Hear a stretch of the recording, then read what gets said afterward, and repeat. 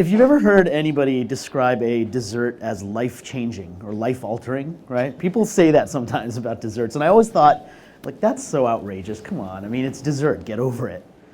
Until about 5 years ago when a dessert actually changed my life. And that's what I wanted to tell you about today.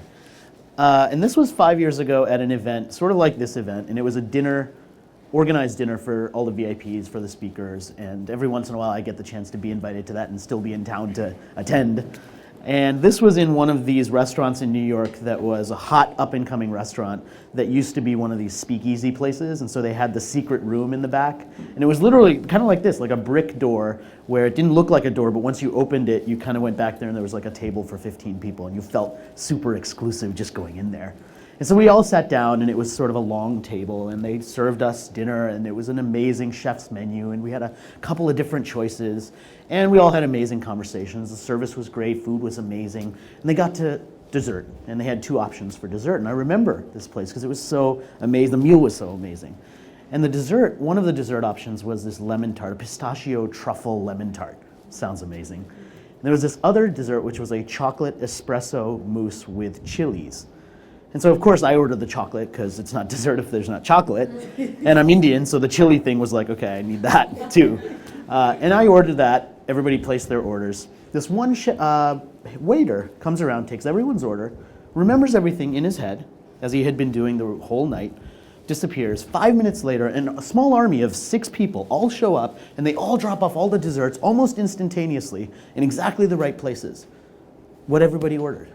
And I was sitting there and I was conversing with people, but I was noticing this happening, and I was thinking in my head, how did this one guy who memorized all of our orders tell all 6 people within 5 minutes and then have everyone deliver all the desserts at exactly the same time? And so I started scanning the table, and I noticed something peculiar that I hadn't seen before, which was if I ordered the chocolate dessert, my dessert spoon was on the right side of my plate, and anyone who ordered the lemon tart, their spoon was on the top of the plate. Now, some of you have worked in restaurants, so you kind of know this trick, but this was like a brilliant revelation for me. I thought, wow, this is their secret. This is how they do it. This is their spoon code, right? And I'd cracked it. Now, cracking the spoon code for dessert probably isn't going to change your life. But if you think about it, our world is full of spoon codes like that. It's the secret rules that govern all of the things that happen, why you get an upgrade on a flight and why you don't. Why this person worked harder than that person. Why we're incentivized sometimes to do things that totally don't make any sense in a corporate culture. Spoon codes describe everything, even though they seem insignificant. Now, I've spent most of my life being described as a strategist. I still remember my first business card.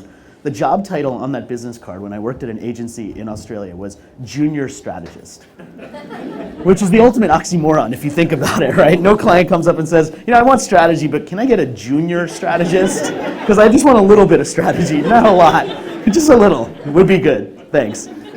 But we think about strategy in that way, right? We value strategy, we love strategy. We think about strategy in these vaulted terms. We say strategy is the big picture, and the people who see strategic vision should be celebrated, right?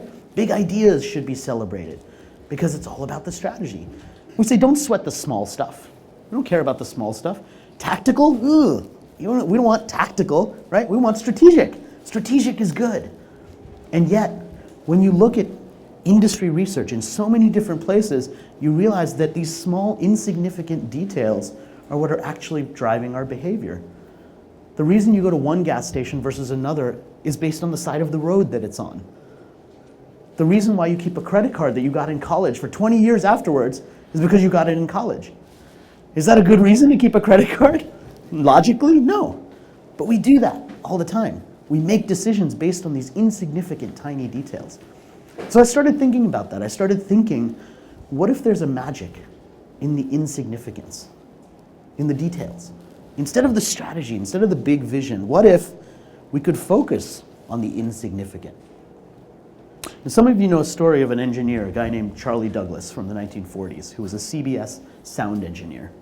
He was the one responsible for adding the soundtrack to television shows. And in the 1940s, if you think about it, television was starting to take off.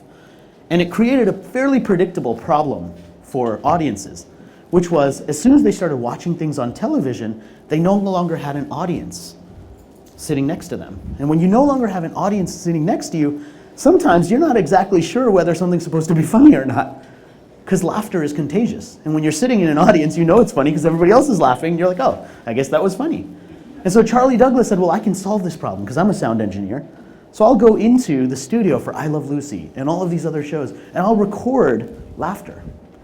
And I'll take all of these little mini soundtracks of different types of laughter, big audience laughter, small chuckles, a couple people laughing over here, but not people laughing over here, people laughing and saying, oh, at the same time.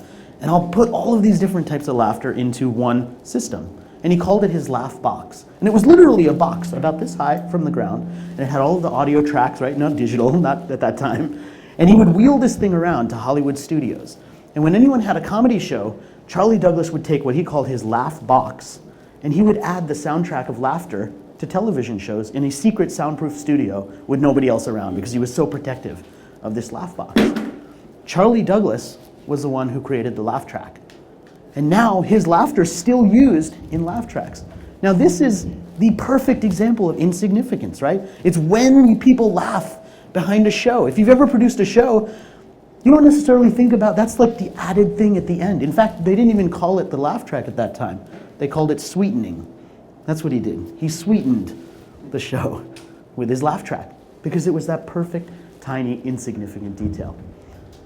So the one thing I wanted to leave you with my talk was that I felt in that moment when I was experiencing that story of the laugh track and that dessert, that maybe I was missing something by focusing too much on being a strategist. Maybe I was too focused on the big picture. Maybe I should just start opening my eyes and paying attention to the small, insignificant details. Maybe there's value in the spoon code. Maybe we should all pay attention to things like that. Thank you.